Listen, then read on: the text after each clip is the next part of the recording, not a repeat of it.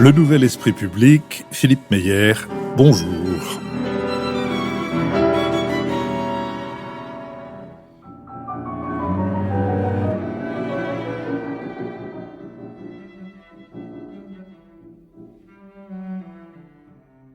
Bonjour, merci de nous avoir rejoints pour ce nouveau Nouvel Esprit Public au cours duquel nous allons tenter d'éclairer certains aspects de l'actualité.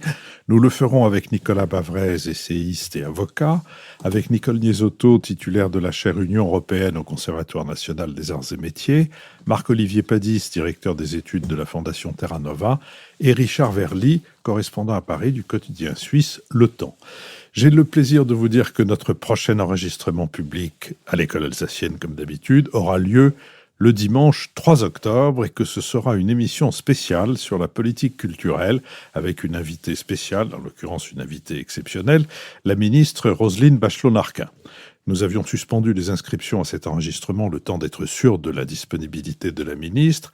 Les inscriptions sont de nouveau ouvertes. Il vous suffit de vous rendre sur notre site et de cliquer sur l'onglet « Les émissions en public ». Nous sommes partenaires de l'hebdomadaire Le 1, dont le dernier numéro a pour titre « Le français langue vivante ». Il est ainsi chapeauté.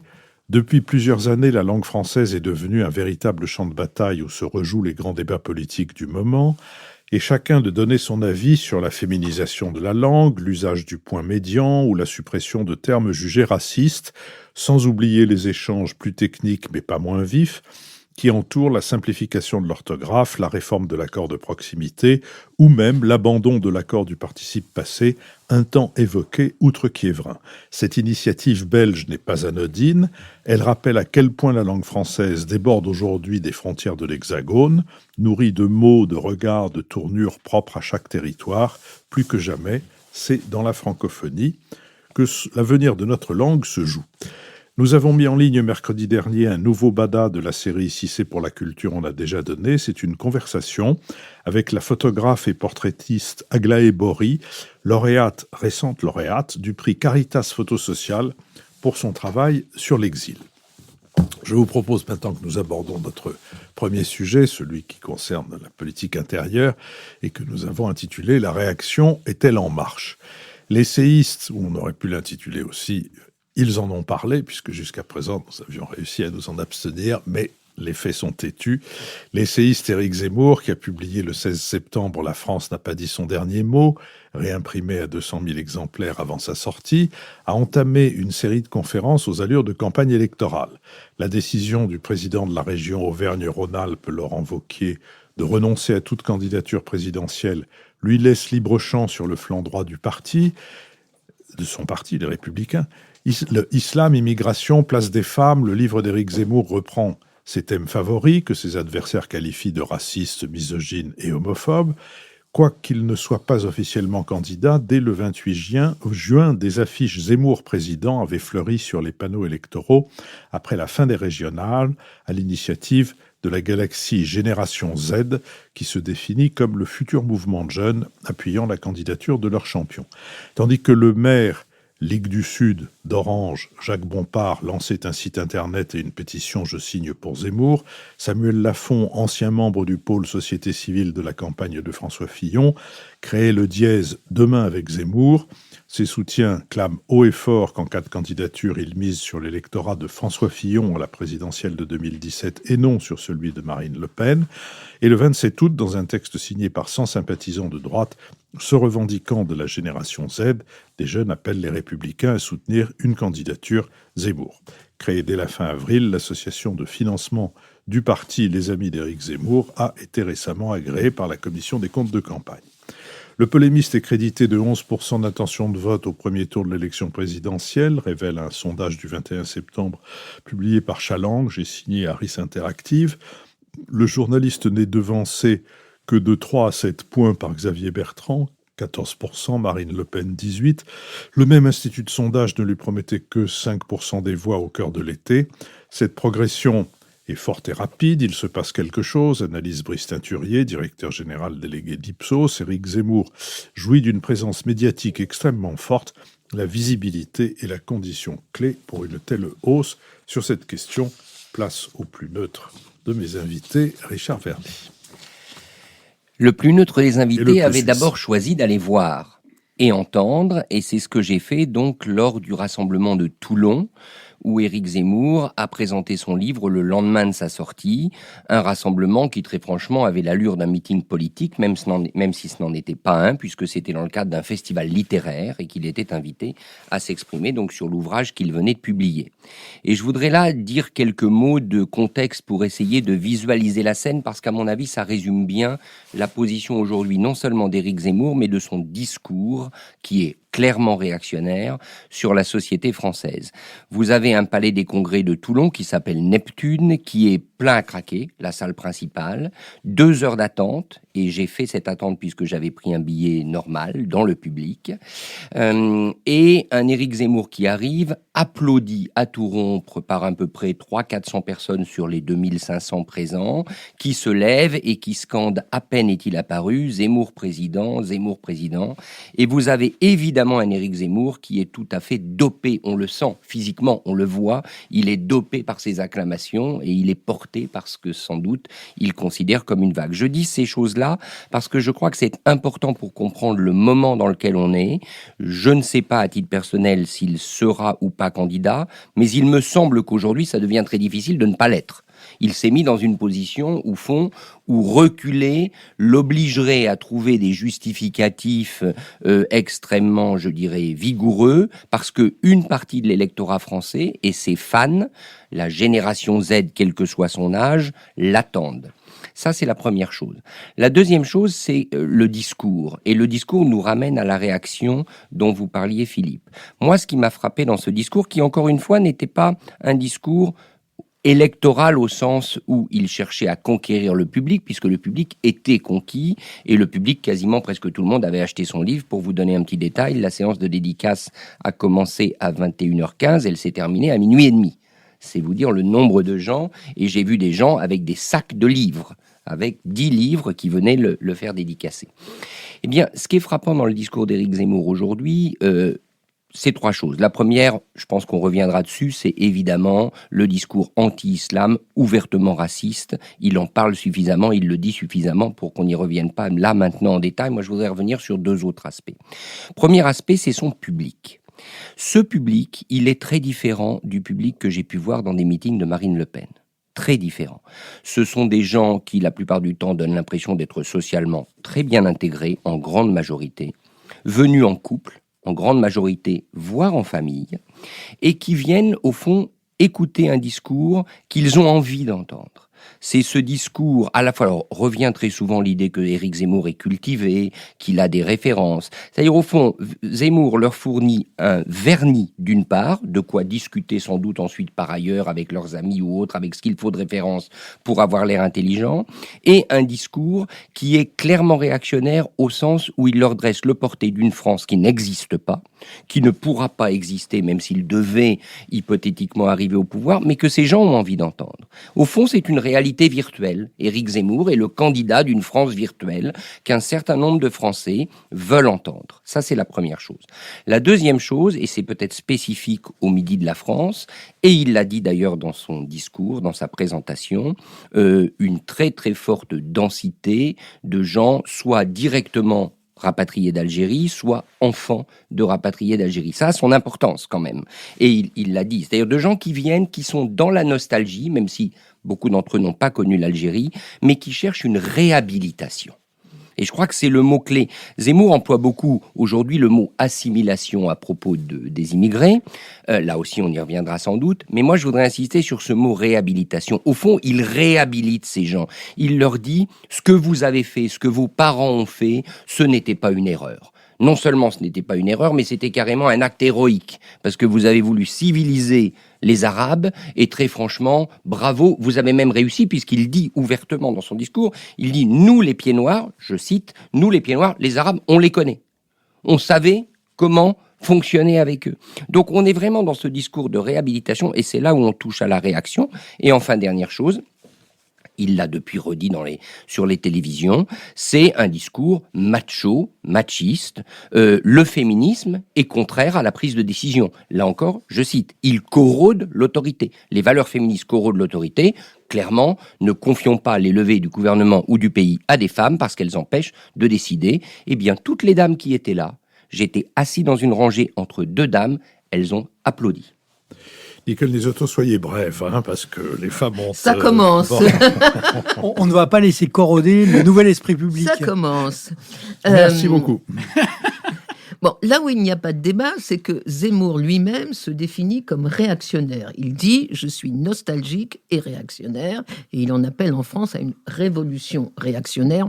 C'est un oxymore sans doute, mais enfin, donc là, il n'y a effectivement pas de débat. Ce qui est intéressant d'ailleurs en France, c'est qu'il y a ces deux notions un peu difficiles à définir, qui sont les populistes d'un côté et les nouveaux réactionnaires de l'autre. Il y a beaucoup de points communs entre les deux, et c'est une espèce de melting pot où avec bien sûr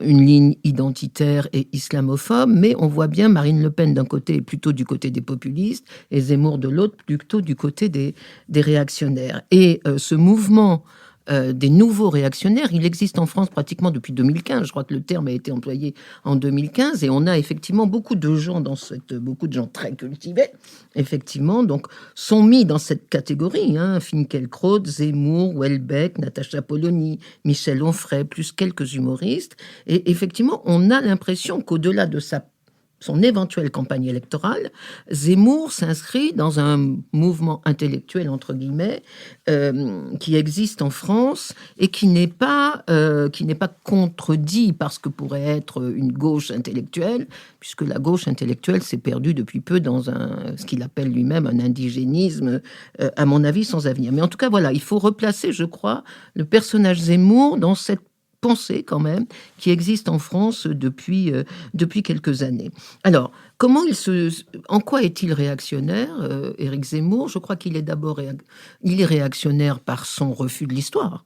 Tout simplement, l'idée de Zemmour, c'est de geler l'histoire à venir et de retourner, vous l'avez dit, Richard, et de retourner à la France d'avant avec une espèce de mythologie complètement folle de la grandeur gaulliste. Je crois que vraiment, il devrait relire ses classiques. Une mythologie de la France blanche, où l'autorité était respectée, où c'est à peine si les femmes avaient le droit de vote. Donc ça, c'est tout à fait réactionnaire, plus doublé d'une stratégie de panique. Son idée est de dire il faut revenir à la France d'avant parce que sinon c'est la guerre civile. C'est pas simplement une nostalgie, c'est une nostalgie eschatologique d'une certaine façon, et ça me fait penser aussi à la lettre des 10 généraux qui était exactement sur le même thème. Il faut revenir à la France d'avant, les valeurs d'avant, etc., l'autorité notamment, l'ordre, parce que sinon c'est la guerre civile. Ça, c'est le premier point. Le deuxième point qui fait qu'il est un réactionnaire, c'est bien sûr qu'il est réactionnaire au sens sociétal du terme. Il est effectivement homophobe, il est misogyne, il a dit notamment que non, il est le meilleur défenseur des femmes parce que puisqu'il veut renvoyer chez eux tous les immigrés, il les protège du viol comme ça, donc il faut quand même le faire. Il est misogyne, il est homophobe, il est raciste, effectivement. Son meilleur ami en Europe, c'est Monsieur Orban, chez qui il était encore au début de la semaine. Il a d'ailleurs été condamné 2 fois pour incitation à la haine raciale. Il veut lutter contre la fraude sociale due aux immigrés, en particulier. Donc, dans son programme, il y a l'arrêt des allocations sociales aux non-français, ou du moins réserver les allocations sociales aux Français. Il y a l'arrêt du regroupement familial, etc., etc. Autrement dit, donc au sens sociétal, il est très réactionnaire. Troisièmement, il est réactionnaire dans son style. Et ça, c'est effectivement très particulier. La plupart, littérairement, si je puis dire, la réaction se joue sur le mode du pamphlet. Et Zemmour, alors moi je l'ai pas trouvé, j'étais pas à Toulon, mais j'ai regardé son débat de jeudi dernier, je l'ai trouvé très mauvais à l'oral, très mauvais, mais en tout cas à l'écrit, c'est vrai qu'il a le style des grands pamphlétistes de la République, l'injure, la provocation, l'outrance, très différent du débat démocratique normal basé sur l'écoute, le respect, la recherche de la vérité. Donc ça, il est effectivement dans l'excès d'extrême droite.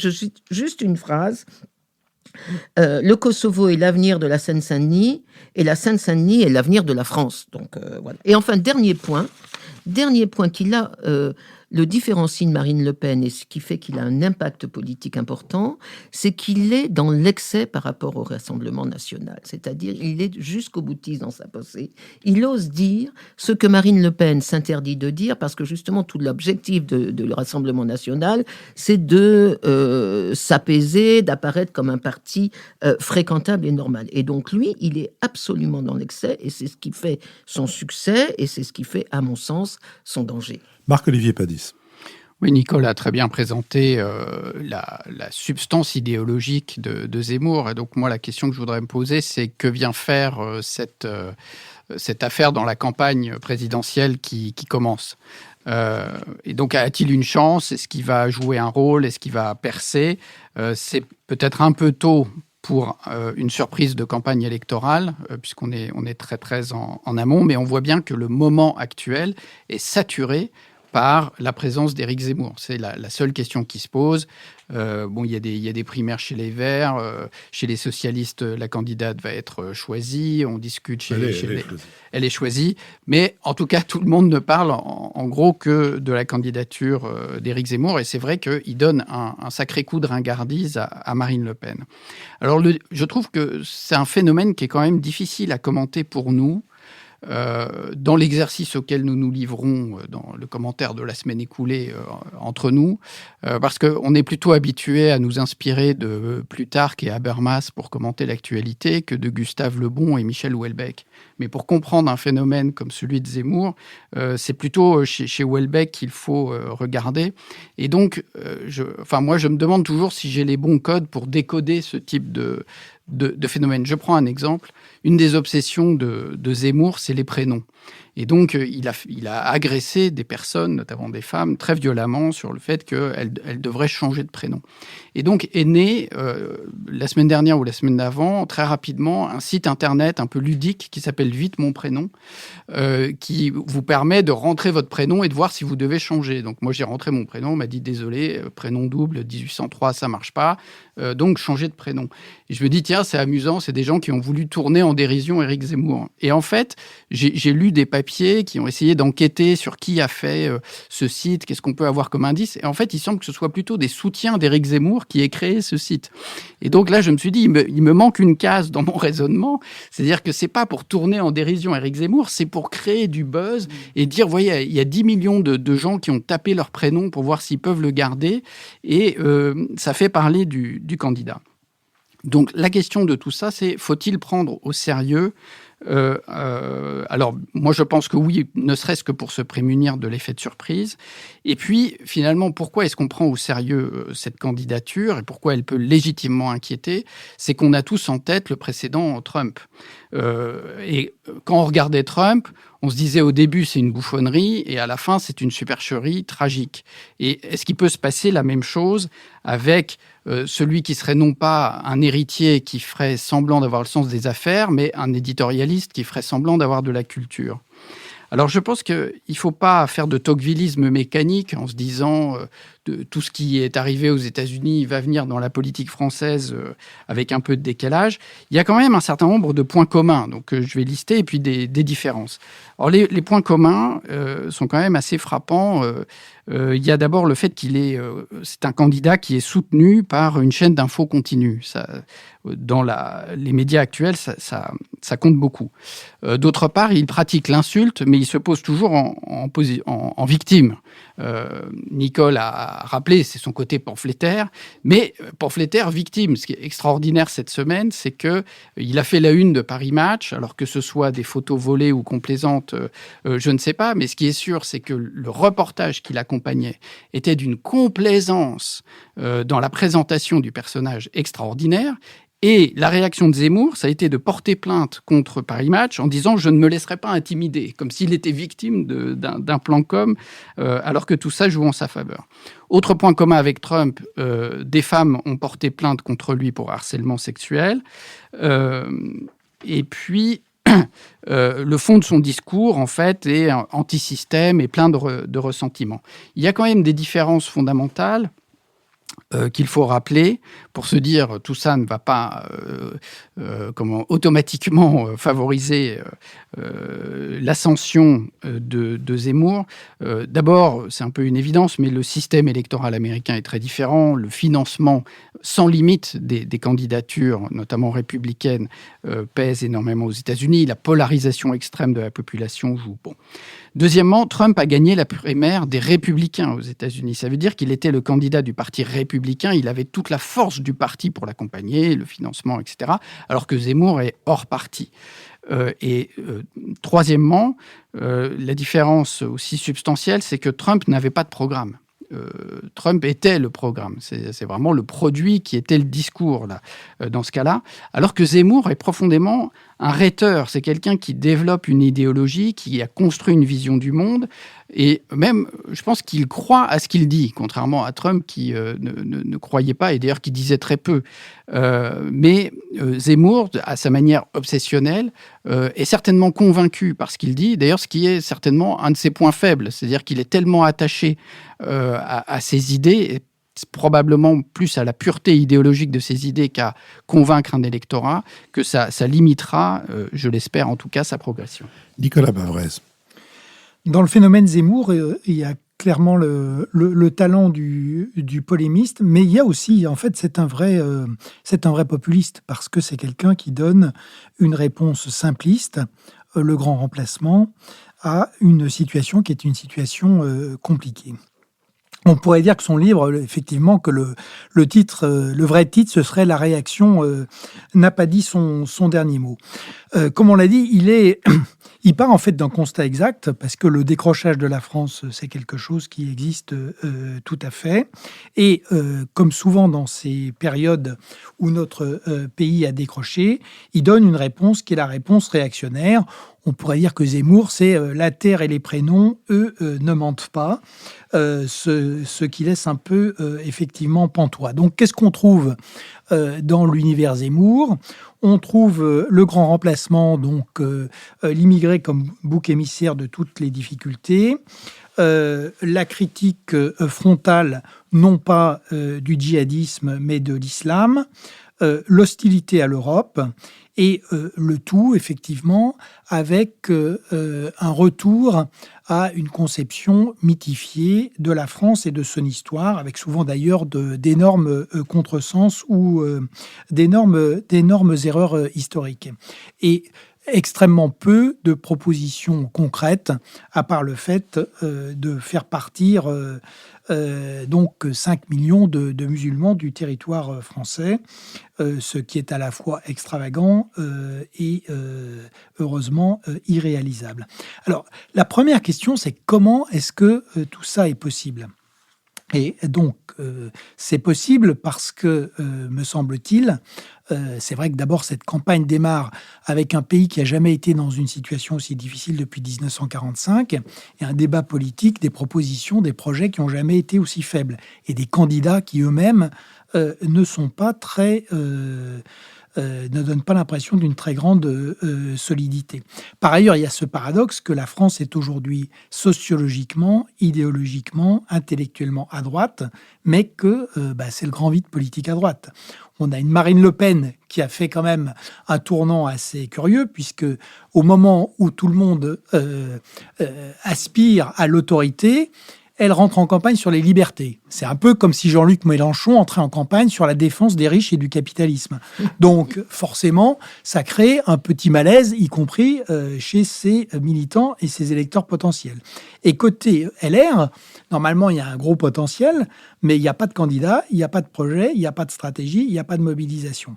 Et puis enfin, côté gauche, on voit que la gauche, ou ce qui en reste, est complètement éclaté, précisément autour maintenant de la question de l'identité, des valeurs de la République et du rapport à l'islam. Donc, c'est cette configuration qui explique le succès d'Éric Zemmour. Alors, Évidemment, on peut se dire qu'il va avoir des difficultés, les signatures, il n'a pas de parti, il va falloir trouver de l'argent. Et puis le thème du grand remplacement, c'est quand même un peu réduit pour régler les problèmes du pays.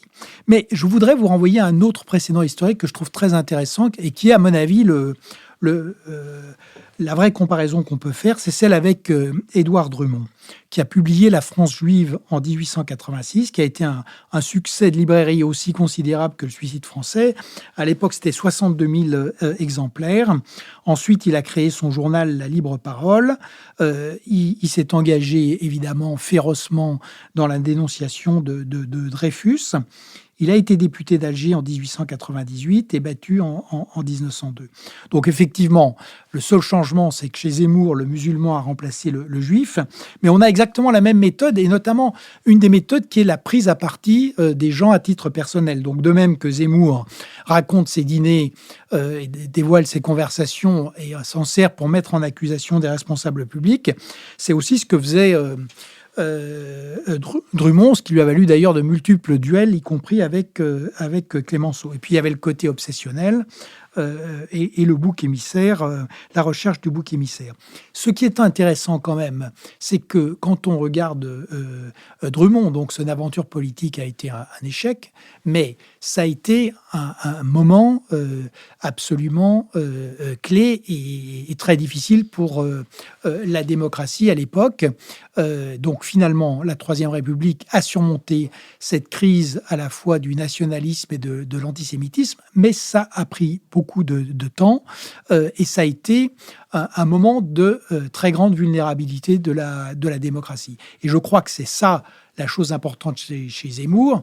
Son aventure politique ne durera pas forcément, mais l'espèce d'impression qui est donnée sur le débat politique et l'accélération de la crise de la démocratie en France me paraissent durables.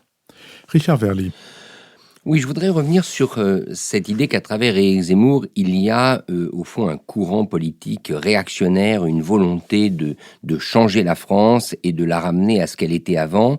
Ça me semble très important parce qu'encore une fois, il y a une partie de l'opinion qui souhaite ça. Et pour, je dirais, prolonger ce que disait Nicole, il y a bien chez Éric Zemmour un projet sociétal. Il y a évidemment la décision de renvoyer une bonne partie des musulmans. D'ailleurs, on n'a pas tout à fait bien compris qu'ils soient immigrés ou même musulmans français, puisque les musulmans français qui continueraient de vouloir afficher d'une manière ou d'une autre leur spécificité seraient quand même priés de partir et de quitter le pays. Mais il y a un projet sociétal à propos des femmes, il y a un projet sociétal à propos même de l'organisation de la société. Au fond, c'est quand même chez Éric Zemmour ce qui est une absolue, je dirais, contre-vérité en ce qui le concerne, puisqu'il se définit comme banlieusard, ce qu'il est, puisqu'il a grandi à Montreuil, il en parle beaucoup, et comme le petit chose qui partit de Montreuil est arrivé rue Saint-Guillaume à Sciences Po, mais en réalité, le discours qui est derrière, c'est le provincialisme, parce que lui a grandi à Montreuil, mais c'est un discours qui s'adresse à tous ces provinciaux qui voudraient monter à Paris et sentent aujourd'hui qu'ils ne le peuvent plus. Donc il y a bel et bien un projet réactionnaire. Enfin, par contre, j'ai un désaccord avec Marc Olivier. Pour moi, Zemmour n'est pas du tout un candidat anti-système. C'est la grande différence avec Trump, au fond, voulait faire sauter la banque pour gagner plus d'argent, et il avait un discours qui était, en gros, à l'américaine, enrichissez-vous, et avec moi, vous allez vous enrichir, quel que soit votre niveau social. Zemmour, c'est au contraire un candidat très système. Il veut revenir au vieux système, le vieux système de papa, et d'ailleurs, je le rappelle quand même, et il le dit dans ses conférences, et il le dit dans son livre, le rêve d'Éric Zemmour, c'était d'être énarque. Ce qui est quand même formidable pour quelqu'un qui, aujourd'hui, se prétendrait éventuellement révolutionnaire. En gros, s'il était entré à l'ENA, aujourd'hui, Éric Zemmour serait peut-être directeur de cabinet ou dirigeant d'une grande entreprise et on ne l'entendrait pas. On ne saura jamais assez ce que nous aurait épargné la réussite d'Emmanuel Macron à l'école normale et celle d'Éric Zemmour à l'ENA. Nicole Niesotto. Juste une phrase. Ce qui est fascinant dans le succès d'Éric Zemmour, et à mes yeux totalement incompréhensible, c'est que sur le plan sociétal, vis-à-vis des femmes, vis-à-vis de la liberté sexuelle, vis-à-vis de la liberté de religion, il est exactement un islamiste.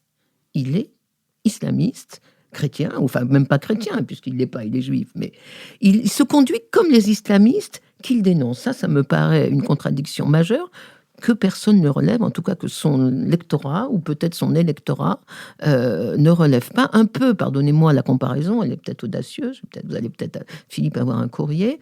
C'est comme Hitler brun avec les yeux noirs qui défendait la pureté de la race aryenne du blond aux yeux bleus. Et bien c'est exactement pareil. Il est anti-islamiste ou anti-islam sur une philosophie sociétale qui est la même que celle des gens qu'il dénonce. Oui, dans l'autre sens, il y a eu pendant le débat avec Jean-Luc Mélenchon un moment assez drôle il me semble que Éric Zemmour a marqué un point, c'est quand Mélenchon a accusé violemment, peut-être d'ailleurs à juste titre, Éric Zemmour de vouloir une société où les femmes soient mises en minorité, où les homosexuels soient mis de côté, où la police de la République ne puisse pas rentrer, etc. Et où Zemmour lui a répondu, mais vous êtes en train de décrire la Seine-Saint-Denis, ou à peu près. Ce qui était, mais je voudrais juste un mot en marge de cette discussion, un mot sur la nostalgie et la réaction. La réaction, c'est de vouloir le retour à des choses qui ont existé avant. Personnellement, je trouve ça idiot et totalement impossible que ça soit prôné par Éric Zemmour ou par Pierre-Paul ou Jacques dans ce pays ou dans un autre. La nostalgie, c'est pas la même chose. La nostalgie, c'est le regret des gens, des moments et des situations qu'on ne reverra plus. Et un homme qui n'a pas de nostalgie, un être humain qui n'a pas de nostalgie, est une brute, pas autre chose. Et je pense que la nostalgie n'a cessé d'être, comment dirais-je, moquée, et encore je pense que c'est un terme plutôt, je dirais, poli, n'a cessé d'être moquée, et on a tort. Je veux dire, la nostalgie est un des constituants de l'humanité, et elle est aujourd'hui dans la situation dans laquelle était la libido du temps de la reine Victoria. Ça travaille tout le monde, mais il ne faut pas en parler. Et je pense qu'on a tort, et je le dis en rebondissant sur la nostalgie de l'Algérie dont parlait Richard tout à l'heure dans la population qui a assisté au meeting. J'ai été frappé, je faisais un jour une émission sur tout à fait autre chose, sur un sujet non politique, en l'occurrence la musique et la chanson, avec Bernard Cazeneuve, dont les parents sont des pieds noirs rapatriés, mais Bernard Cazeneuve n'avait jamais mis les pieds à l'époque en Algérie, et l'une des choses, il avait à choisir des chansons et des musiques, et j'avais été frappé par le caractère assez triste de sa programmation, et quand je lui ai demandé de m'expliquer, il a parlé de cette nostalgie d'une Algérie qu'il n'avait même jamais connue. Donc la nostalgie de quelque chose qu'on n'a pas connu peut être encore plus forte que la nostalgie de quelque chose qui représente dans votre propre passé une réalité. Voilà.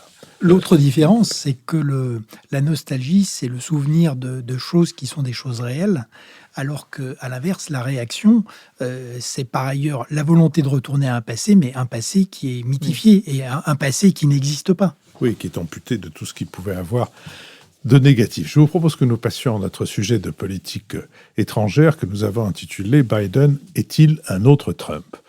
Au lendemain de la claque infligée à la France par les États-Unis et leur nouveau partenariat stratégique avec l'Australie et le Royaume-Uni baptisé AUKUS, entraînant l'annulation de la vente de 12 sous-marins conventionnels de technologie tricolore à Canberra, le chef de la diplomatie française, Jean-Yves Le Drian, qui avait supervisé la vente des sous-marins comme ministre de la Défense en 2016, a déclaré « Cette décision unilatérale, brutale, imprévisible ressemble beaucoup à ce que faisait M. Trump. Cela ne se fait pas entre alliés. » Après le cavalier seul des États-Unis lors du retrait d'Afghanistan, le coup de Trafalgar des sous-marins australiens éclaire différemment la campagne de Joe Biden, qui se définissait comme l'anti-Trump et promettait de revenir au multilatéralisme et à un pacte des nations démocratiques basé sur le respect mutuel et la défense des droits de l'homme. Pour Dominique Moisy, dans Les Échos, loin d'être le sauveur attendu par l'Europe, Joe Biden apparaît au contraire comme un condensé de l'action de ses deux prédécesseurs.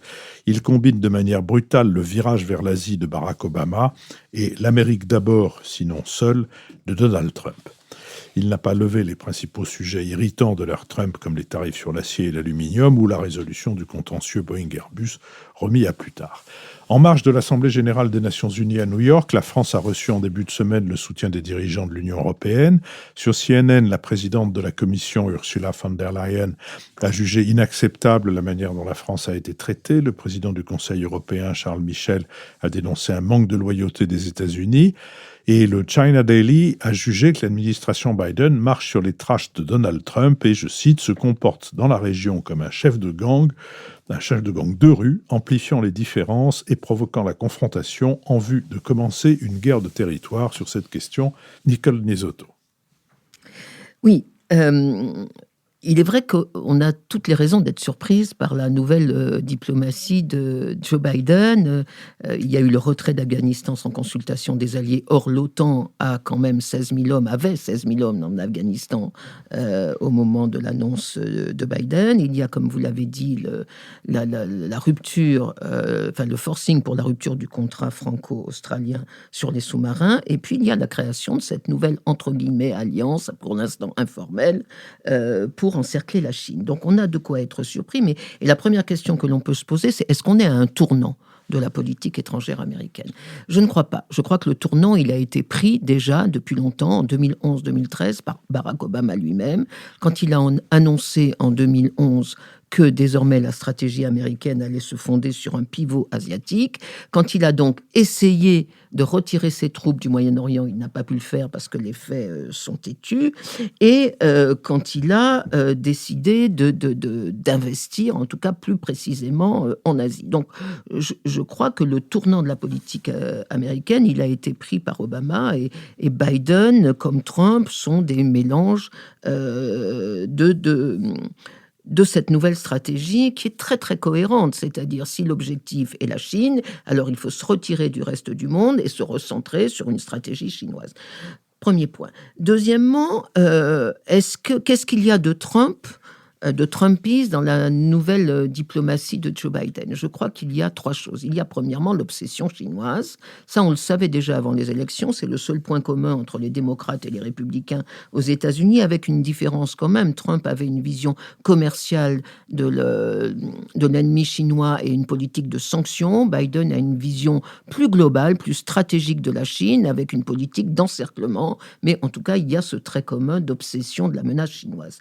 Deuxième trait commun, c'est l'unilatéralisme. Effectivement, Biden n'a parlé à personne, n'a pas consulté ses alliés avant de prendre ses décisions. On a un peu ce qu'ont toujours fait les démocrates, c'est-à-dire vanter le multilatéralisme d'un côté, mais vanter aussi l'exceptionnalisme américain de l'autre, c'est-à-dire le multilatéralisme, c'est pour les autres, c'est pour les faibles, c'est pas pour l'Amérique. Mais troisièmement, surtout, ce qu'il y a de très commun avec Trump, ce qu'on ne dit pas assez, eh bien, c'est l'amateurisme. On nous avait présenté Biden comme un grand professionnel de la politique étrangère, 40 ans à Washington. Or, quand on regarde dans les faits, c'est absolument extraordinaire. Il y a d'abord des erreurs grossières.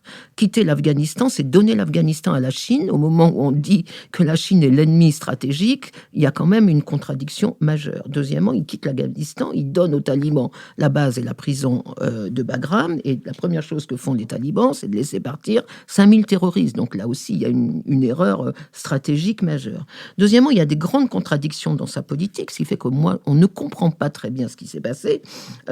Au mois de mai, il obtient de l'OTAN la phrase comme quoi la Chine est le défi systémique de l'Alliance Atlantique pour le XXIe siècle, et quelques mois après, il donne un coup de couteau dans le dos à une des grandes puissances militaires de l'OTAN, la seule qui puisse l'aider dans l'Indo-Pacifique, qui est la France. Donc là aussi, et une vraie contradiction, de même qu'il crée cette espèce d'alliance locus, alors que avec les Britanniques et les Australiens, ce qui peut amener les Européens à se dire mais alors ils nous abandonnent, que devient l'OTAN, c'est quelque chose d'obsolète, comme disaient les Français, etc., etc. Donc ça, je crois que c'est les trois points communs. Quelle est la différence avec Trump?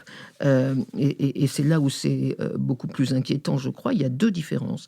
La première différence, c'est que Biden a une vision globale de la menace chinoise, que Trump avait plutôt une vision instinctive.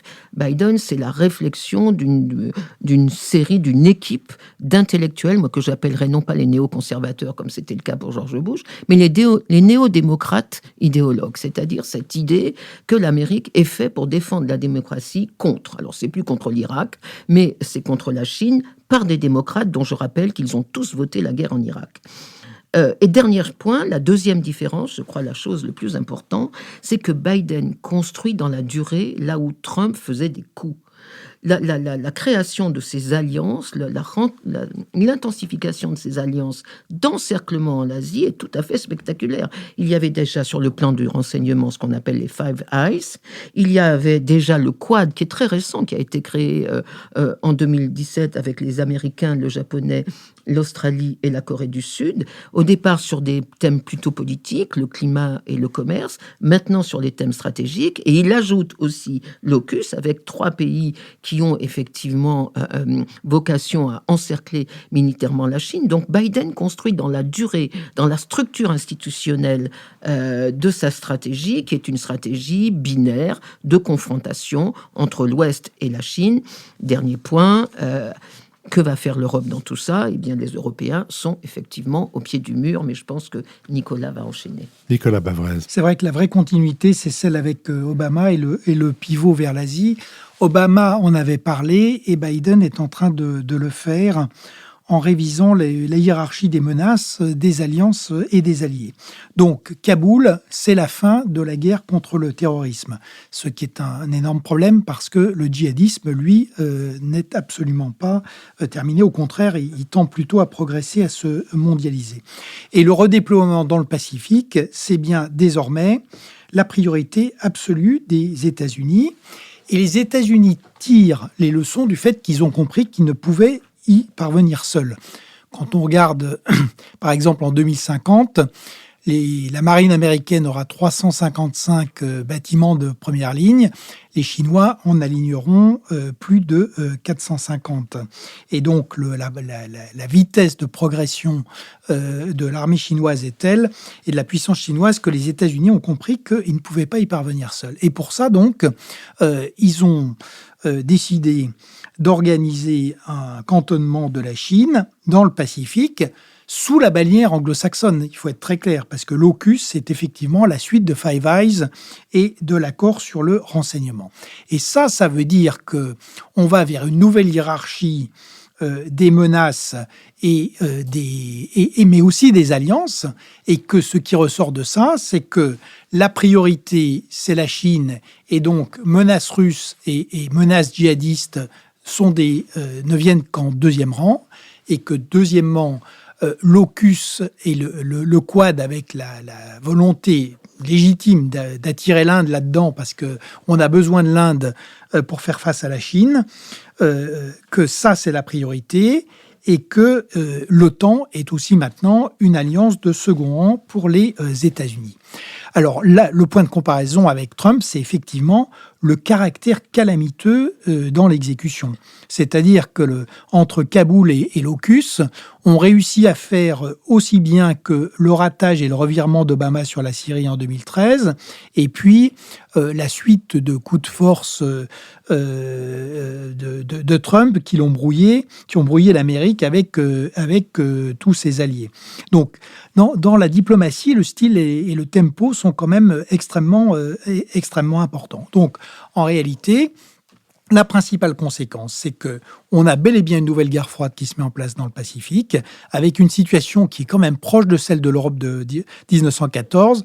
La Chine fait une grosse erreur, le système tombe dans son camp, mais elle veut anticiper avec Xi, et donc elle suscite une réaction de plus en plus violente. Les États-Unis peuvent être tentés de se dire que c'est sans doute la dernière limite pour bloquer la Chine. On a 2 systèmes d'alliance, 2 coalitions, États-Unis avec Japon, Australie, Nouvelle-Zélande, Taïwan et peut-être l'Inde, Chine, Russie, Iran, Pakistan, Afghanistan, des talibans de l'autre, et puis enfin, à la place des Balkans, on a Taïwan.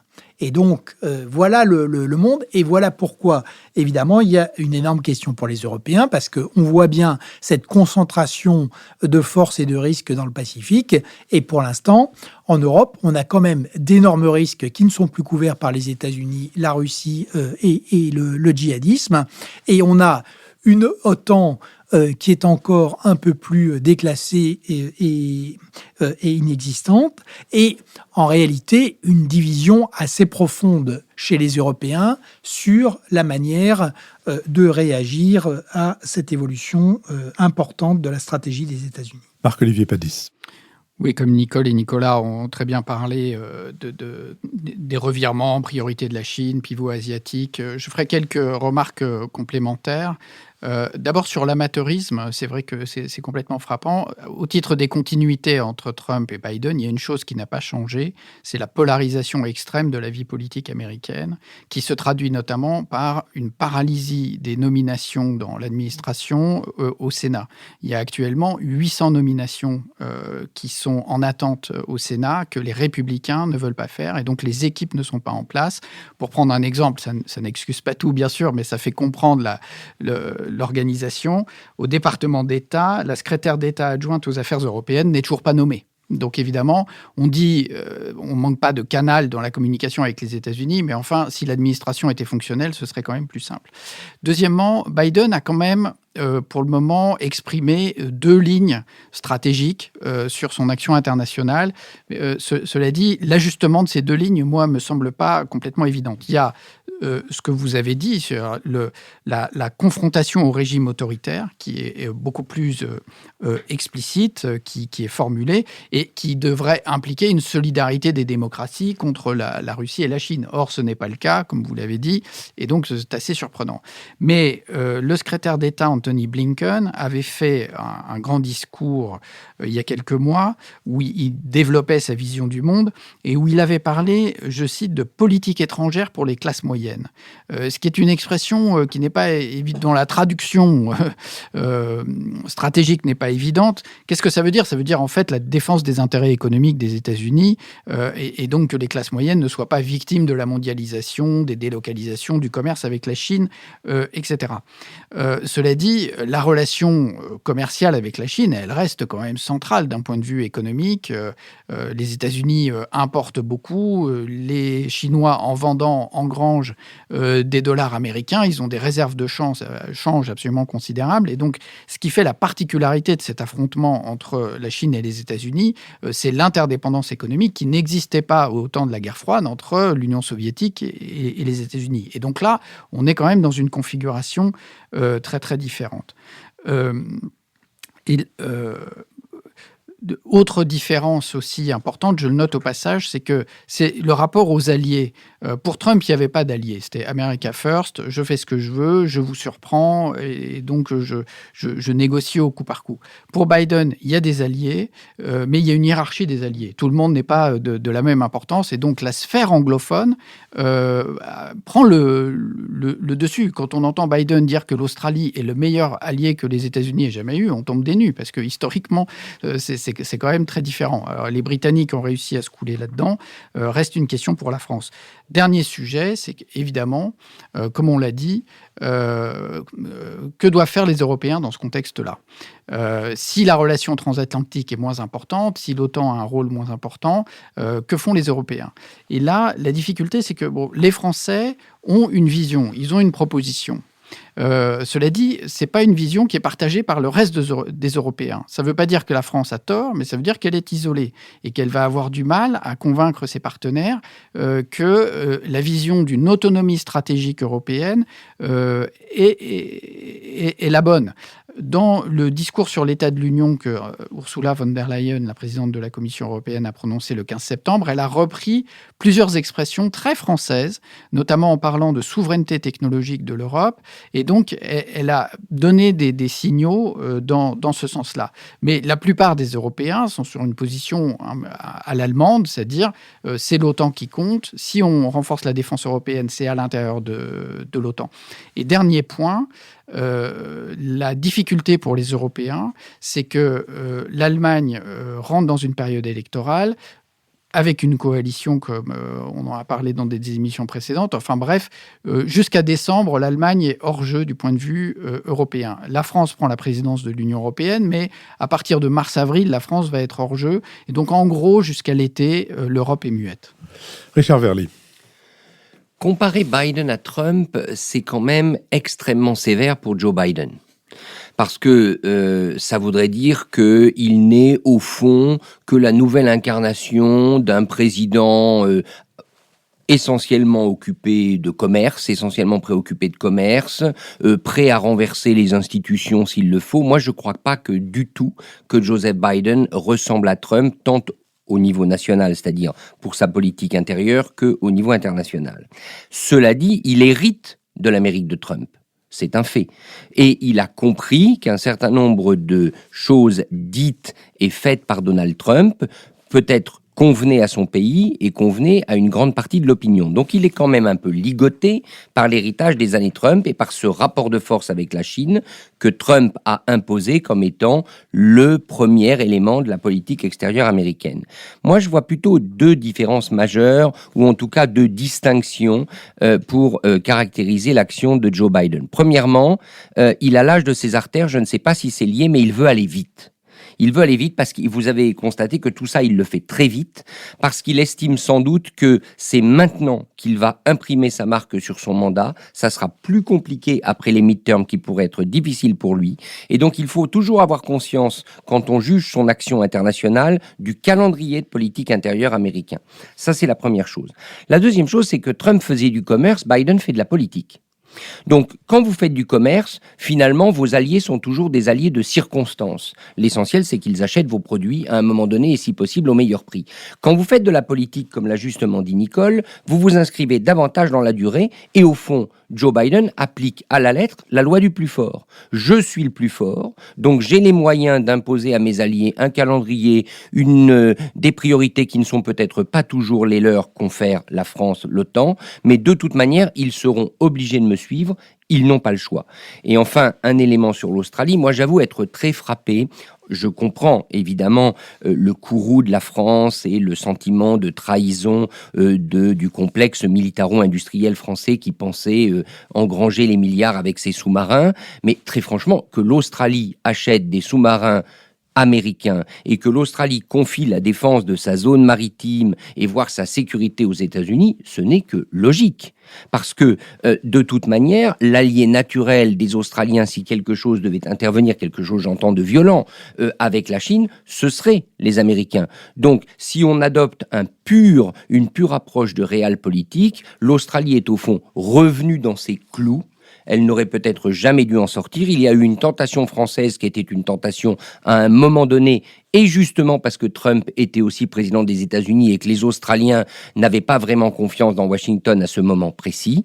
Donc, moi, je crois que Biden, il regarde le monde tel qu'il est, il regarde les États-Unis tel qu'il est, il tape du poing sur la table de manière, disons, ferme mais polie, et c'est fait pour rester parce qu'il ne va pas changer là-dessus. Il sait que c'est son autorité qui est en jeu. Il se peut que l'achat de sous-marins américains soit naturel pour les Australiens, mais ils s'en sont rendus compte un peu tard. Nous sommes arrivés à notre dernière séquence, la séquence des brèves. Avant de l'ouvrir, deux choses. Je rappelle donc que le dimanche 3 octobre, enregistrement en public d'une émission spéciale sur la politique culturelle avec Roselyne Bachelot, et que nous avons, pendant les vacances, enregistré une émission thématique sur l'Indo-Pacifique qui permet, je crois, d'éclairer la situation actuelle. Cette émission avait pour invité Isabelle Saint-Mézard et bien entendu, c'est un des avantages du podcast, elle peut être retrouvée et écoutée, voire téléchargée. Il suffit de vous rendre sur notre site. Quant à ma brève, je dirais qu'il y a plusieurs façons de dire d'un roman que c'est un gros roman. Il y a la façon résignée, il y a la façon accablée et il y a la façon gourmande. C'est cette dernière façon qui convient pour parler de Lorsque le dernier arbre, premier roman publié par Albin Michel du jeune Canadien Michael Christie, livre habilement construit en aller-retour entre 2038, époque où le contact avec la nature sera réservé aux possesseurs de grandes fortunes, et 1908, période où peuvent commencer des fortunes fondées notamment sur l'exploitation forestière. Christie mélange un sens impressionnant du suspense et de la construction dramatique, avec une connaissance intime des arbres et des forêts qui en font des personnages d'un roman, qui est aussi un roman politique de l'urgence politique et policier, de l'urgence environnementale. J'ajoute que je recevrai la traductrice de ce livre, Sarah Gursel, dans le Bada de mercredi prochain, dans la série Si c'est pour la culture, on l'a déjà donné. Marc-Olivier Padis. Comme nous avons le plaisir de pouvoir retourner au concert, je vais parler de musique. Et comme notre ami François Bujon de l'Étang n'est pas là, je vais parler de jazz à sa place pour recommander un disque qui vient de sortir de deux pianistes, Ray Lema et Laurent de Wild. Le disque s'appelle Wheels, donc qui veut dire roue, mais d'après Laurent de Wild aussi rouage, parce que l'ajustement des deux pianos est une mécanique de très haute précision absolument magnifique. Et donc ils reprennent des rythmes africains qu'ils transforment à leur manière, où ils prennent des inspirations africaines qu'ils jazzifient. Et le travail d'écoute entre les deux pianistes et d'entente entre eux est absolument magnifique. Et donc, c'est un grand bonheur d'audition. Wheels de Ray Lema et Laurent de Wild. Laurent de Wild est un garçon qui a fait le trajet inverse d'Emmanuel Macron, puisque lui, il est rentré à l'école normale supérieure, il l'a quitté pour jouer du piano, et plus précisément du piano de jazz. Il a écrit un très beau livre sur Thelonious Monk, qui a déjà fort longtemps, et par ailleurs, je l'ai vu, moi, jouer à New York, au Village Vanguard, et j'étais rentré en même temps que lui, j'avais l'occasion de le rencontrer à Paris, j'étais rentré en même temps que lui, il y avait évidemment sur scène énormément de musiciens, dont la plupart étaient noirs, et qui lui ont fait signe de venir et de monter avec eux, alors qu'il n'était pas du tout prévu au programme. Donc voilà. Et c'est un homme de radio, parce que maintenant il fait des interviews sur Radio Classique, me semble-t-il, après avoir officié à TSF Jazz pendant quelques années. Richard Verly. Eh bien, ma brève sera méchante. Ce sera une brève pour m'étonner de la manie qu'ont les politiques français de faire des livres inutiles, et elle concerne le livre de Anne Hidalgo. J'ai lu ce livre avec gourmandise, Philippe, parce que je veux dire, j'ai acheté ce livre avec gourmandise parce que je me disais qu'une femme française, compte tenu du parcours d'Anne Hidalgo, c'est le titre du livre, arrivé en France à 2 ans, ça devait être vraiment intéressant. Ça allait me raconter quelque chose d'original sur la France, et là, je faisais mon Candide absolu correspondant d'un journal étranger en France. Et très franchement, ça ne mérite absolument pas d'être lu. C'est un programme politique pas très bien écrit. Il n'y a rien d'original, je veux dire, sur la personnalité d'Anne Hidalgo, sur son itinéraire. Donc, cette brève, c'est juste pour lancer un appel. Messieurs et mesdames les candidats, si vous faites des livres et que vous espérez que la presse peut-être étrangère en parle, je vous en prie, faites des livres intéressants. Nicole Desautos. Oui, je dirais rapidement à Richard, l'étonnant, ce n'est pas que les hommes ou les femmes politiques françaises écrivent des livres. L'étonnant, c'est que ce sont en général des succès de librairie. Ça se vend très très bien, le livre politique. Mais si, c'est acheté par les militants, par les partis, ça fait si. Je reviens à ma brève. Moi, je vais revenir à la géopolitique pour vous parler du dernier ouvrage de Bertrand Badi, Les puissances mondialisées, avec en sous-titre Repenser la sécurité internationale, qui vient de paraître chez Odile Jacob. Alors, j'ai déjà parlé de certains ouvrages de Bertrand Badi dans cette émission, parce que c'est un grand professeur de sciences politiques, émérite maintenant à Sciences Po, parce que sa pensée est surtout iconoclaste par rapport à la pensée géopolitique traditionnelle de la France et même de l'Occident en particulier. C'est quelqu'un qui est, par exemple, très très mal vu au Quai d'Orsay, puisque une de ses thèses, c'est de dire la géopolitique, c'est terminé. C'était vrai au 19e siècle. Aujourd'hui, dans la mondialisation, et c'est un peu un des thèmes de ce livre, se fonder sur les territoires, les souverainetés nationales et les rapports de force pour penser la sécurité internationale, c'est se tromper de sujet, parce que les grands défis sont des défis mondiaux. Alors, ça a l'air d'être une évidence, mais il le montre de façon très concrète. Les défis mondiaux, non seulement la santé, le climat, les migrations, les réfugiés, et que tout ceci ne se traite pas avec des moyens militaires. Et donc, c'est une pensée qui, effectivement, peut être contestée. Moi, je ne partage absolument pas toute sa vision de la fin de la géopolitique, pas du tout. Mais en tout cas, chaque fois que, personnellement, je ferme un livre de Bertrand Badi, ça me fait réfléchir, et donc, je vous le recommande. Nicolas Bavrez. Je voulais de mon côté recommander la lecture du livre de Niall Ferguson, qui est un historien écossais libéral. Ce livre s'appelle Apocalypse et refait un peu l'histoire de tous les grands chocs subis par l'humanité depuis qu'on en a le récit. Donc, il y a des éruptions, il y a les tremblements de terre, il y a les grandes épidémies et évidemment, il y a les grandes guerres.